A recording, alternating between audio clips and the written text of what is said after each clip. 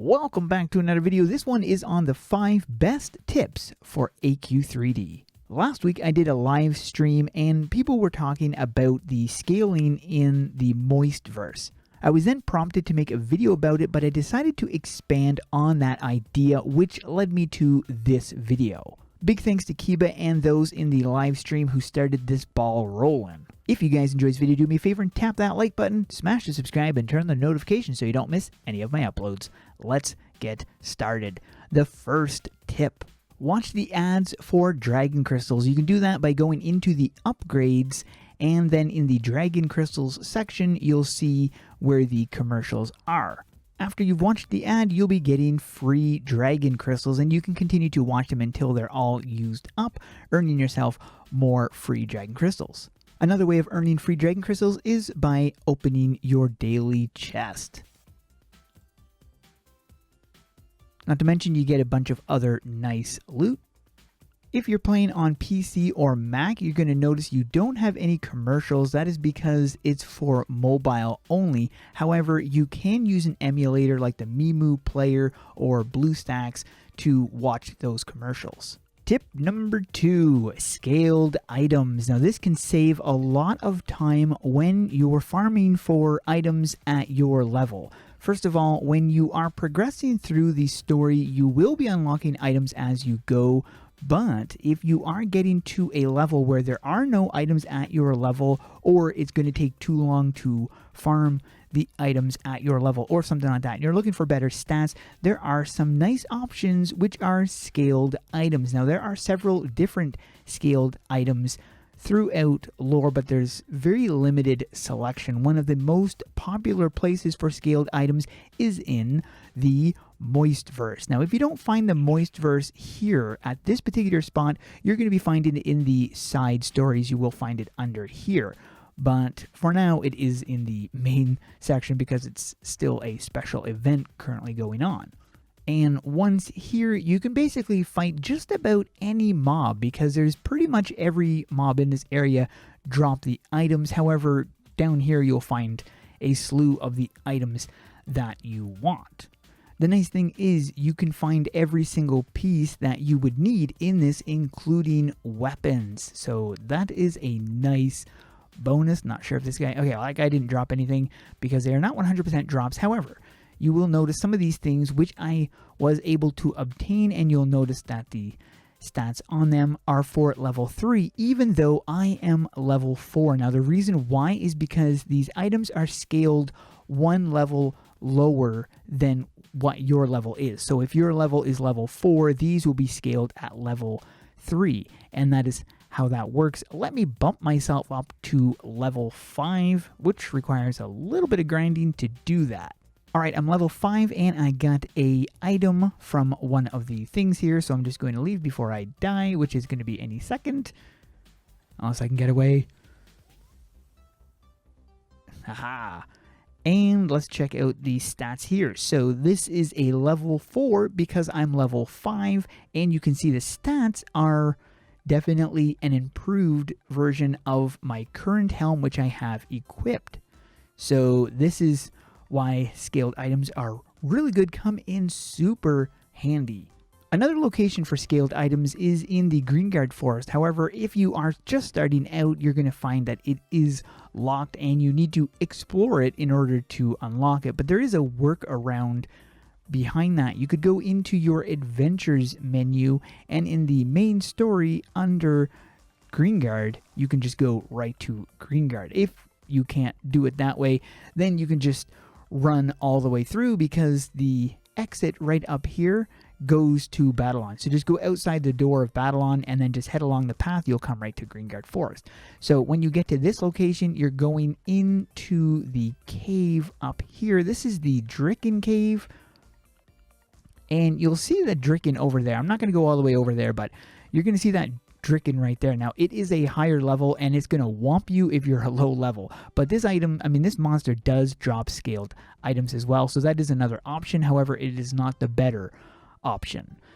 Tip number 3, getting a travel form. Now, the best way of doing this is actually PvP. So we're going to be jumping over to the battle hall so I can show you this is who you're going to talk to, and in the special PvP rewards, you're going to be finding a travel form right in here. Now, it's possible other travel forms will appear in here as time progresses, but this is a 160% speed, and it costs 5,000 Mark of Glory, which you obtain from completing a round. You'll get a certain amount. You get like 200 if you win and 100 if you lose.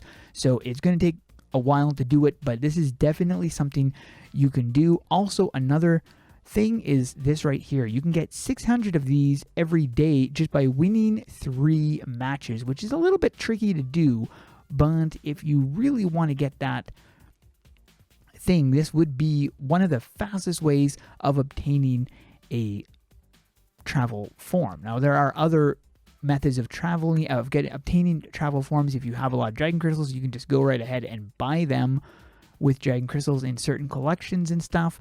And I do have videos on how to obtain travels as well. They may also introduce a travel form for beginners when they first get in, but they probably wouldn't be traveling at 160 speed, so that is an option right there for your travel form needs. Tip number 4, save your dragon crystals. There are several reasons why. Now, first of all, you can obtain things, as I mentioned in the last tip, buying a travel form. You can obtain certain travel forms that are affordable, like this one here, for 1,900 dragon crystals. Now, if you are a new account starting out, you're not even going to have this much. But let's say if you've been starting off, so you've got, like, let's say 300, and you can afford to purchase this helm right here because it's only 150. If you are wanting extra bank space or more stuff, do not spend your little dragon crystal amount on small things that you're not even going to be using that often. Now, you're already going to have 2 vaults available in your bank. If you want to purchase another one, you can, but it costs 900 dragon crystals. However, you also get an extra bank space just by completing the quests from this guy right here. Once you complete all the quests, then you will be unlocking another bank vault. So if you need more than 3, then you might want to consider investing into more bank vault space. Tip 5, doing your dailies. This is very important. So first you have the daily tasks.